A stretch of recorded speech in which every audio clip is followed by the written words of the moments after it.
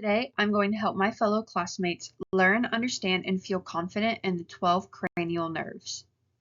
The topics that are going to be covered include a mnemonic for the 12 cranial nerves. This is one that I personally use, but there are many out there and you can create your own just depending on what you would like to do.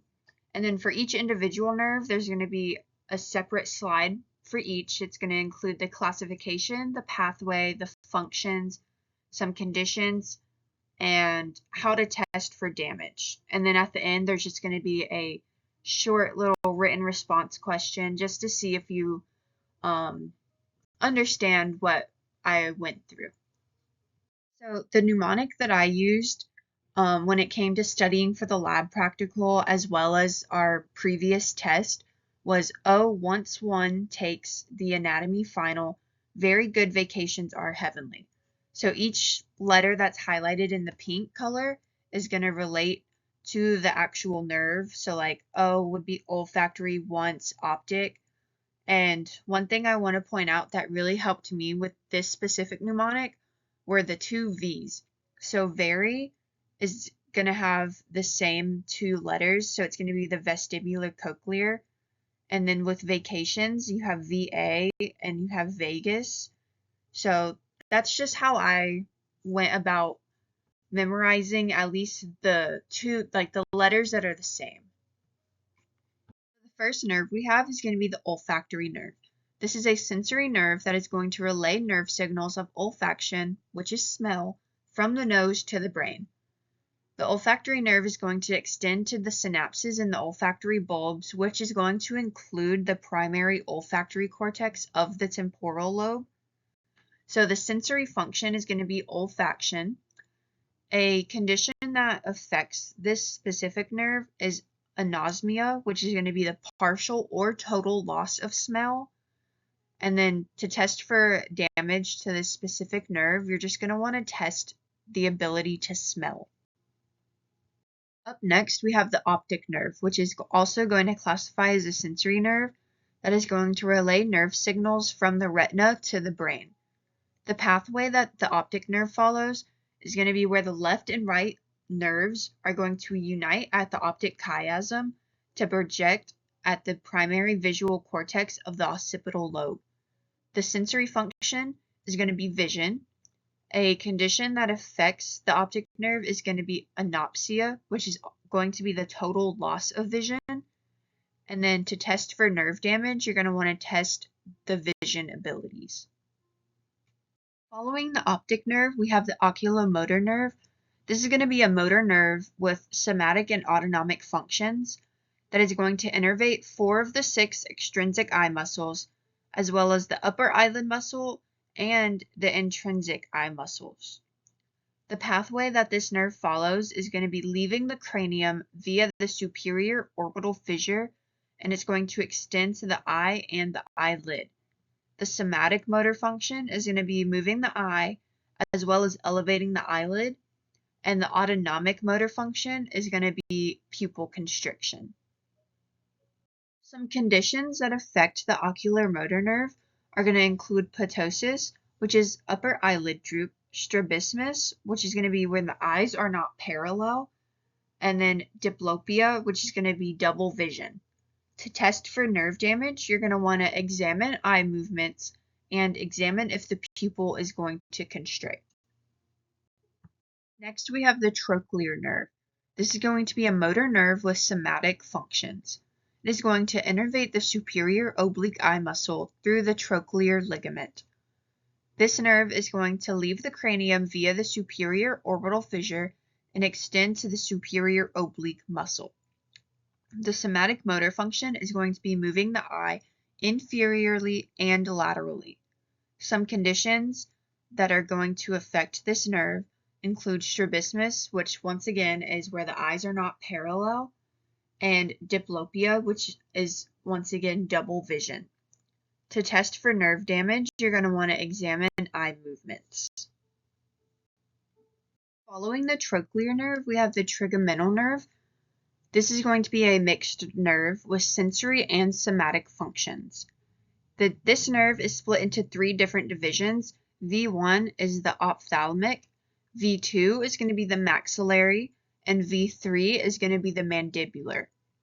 So this nerve is going to relay sensory signals from the face, the oral cavity, the nasal cavity, and the meninges, as well as innervate the muscles of mastication. So the pathway is as follows. V1, the sensory axon is going to enter the cranium via the superior orbital fissure. V2, the sensory axon is going to enter the cranium via the foramen rotundum. V3, the sensory axon is going to extend through the foramen ovale. And then the somatic motor axon is going to extend from the pons and exit through the foramen ovale to innervate muscles. The sensory function is going to be relaying nerve signals for general senses of touch, temperature, and pain. So in the V1 division, that's going to be through the cornea, the nose, and the meninges. The V2 division will be through the nasal mucosa, the cheek, and the gums. In the V3 division, it's going to be through the lower jaw, the lower teeth, and the anterior 2/3 of the tongue. The somatic motor function is going to be the innervation of muscles of mastication. Some conditions that affect this nerve are going to be trigeminal neuralgia, which is just intense pulsating pain. To test for damage to this nerve, you're going to have someone close their mouth against resistance, or you can move an object across one's face and sense if it is felt. Next, we have the abducens nerve, which is going to be a motor nerve that innervates one of the extrinsic eye muscles to move the eye. This nerve is going to leave the cranium through the superior orbital fissure and extend to the lateral rectus muscle. The somatic motor function is going to move the eye laterally. Some conditions that affect this nerve include limits to lateral eye movement as well as diplopia. And to test for damage to the abducens nerve, you're just going to want to examine eye movement. The best way to remember this nerve is just laterally. That's how I did it, at least. Following the abducens nerve, we have the facial nerve, which is going to classify as a mixed nerve with sensory, somatic, and autonomic functions. This nerve is going to relay signals for the special sense of taste, relay motor output to muscles of facial expression, lacrimal glands, as well as salivary glands. The pathway is as follows. The sensory axons are going to extend from the tongue via the chorda tympani branch. The somatic motor axons are going to enter the temporal bone through the internal acoustic meatus to the stylomastoid foramen. And the autonomic motor axons are going to enter the internal acoustic meatus and extend to an autonomic ganglion. So the sensory function for the facial nerve is going to be taste from the anterior 2/3 of the tongue. The somatic motor function is going to include the 5 major motor branches that innervate the muscles of facial expression, including the stylohyoid muscle. And then the autonomic motor function is going to be increased secretion from the lacrimal gland and the salivary glands.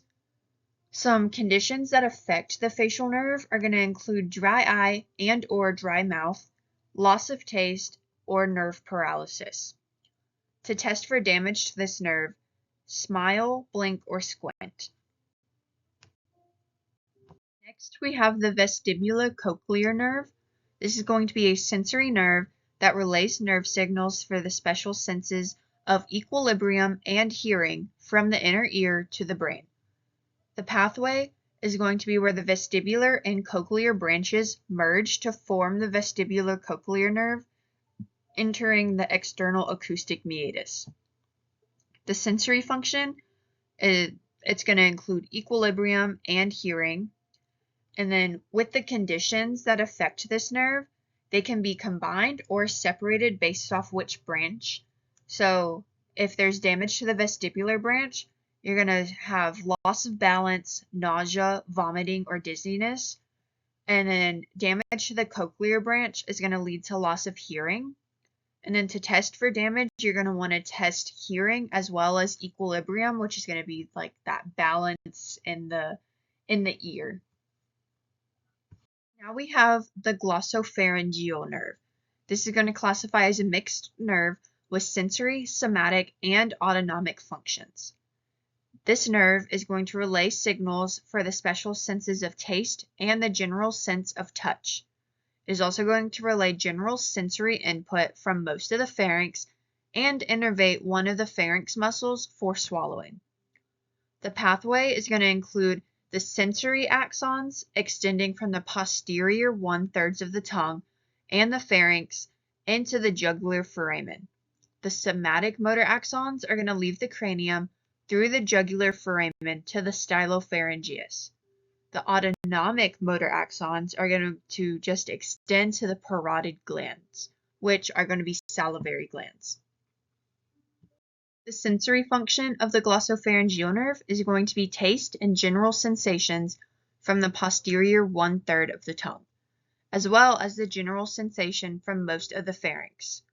The somatic motor function is going to be the innervation of the pharynx muscle for swallowing, and the autonomic motor function is going to be increased secretion of the parotid salivary gland.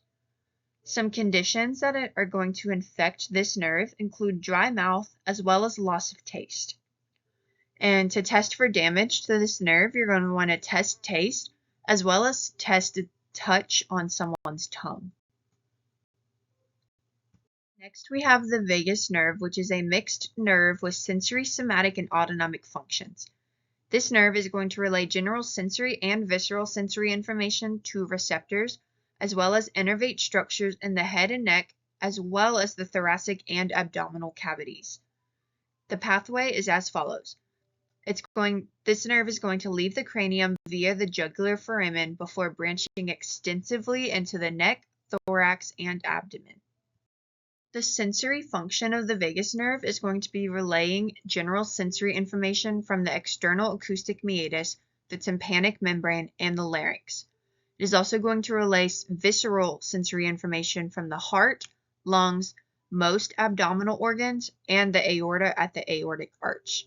The somatic motor function is going to be the innervation of most of the pharynx muscles for swallowing and all of the larynx muscles for speech. The autonomic motor function is going to be the innervation of cardiac muscles of the heart, the smooth muscles and glands of the thoracic and abdominal organs. Some conditions that affect the vagus nerve are going to include difficulty swallowing, as well as impaired gastrointestinal tract motility. To test for damage of the vagus nerve, you're going to want to determine if there's difficulty swallowing, as well as listening to the hoarseness of one's voice. Now we have the accessory nerve, which classifies as a motor nerve with somatic functions. This nerve innervates the trapezius and the sternocleidomastoid muscles, as well as the pharynx muscles and works with C and X, which is going to be the vagus nerve.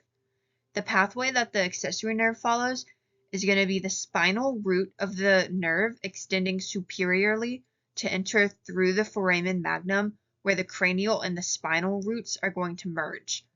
The somatic motor function is split into two roots. So the cranial root is going to innervate the pharynx muscle, and the spinal root is going to innervate the trapezius and the sternocleidomastoid muscles. Some conditions that affect this nerve are going to be paralysis of the trapezius and the sternocleidomastoid muscles. And to test for nerve damage, you're going to want to elevate or shrug the shoulders, which is going to indicate trapezius damage, or turn the head, which is going to indicate sternocleidomastoid damage. Our last nerve is the hypoglossal nerve. This is a motor nerve with somatic functions. It is going to innervate both the intrinsic and extrinsic tongue muscles. The pathway is as follows. It's going to leave the cranium via the hypoglossal canal and extend inferiorly to the mandible and the inferior surface of the tongue. The somatic motor function is going to be the innervation of the intrinsic and extrinsic muscles of the tongue. Some conditions include swallowing and speech difficulties, and to test for damage, you're going to have the patient stick out their tongue. To wrap things up, I just have this essay question, and it's just going to be describing in detail the vagus nerve. But thank you for listening, and I hope everyone does well on their finals, and good luck.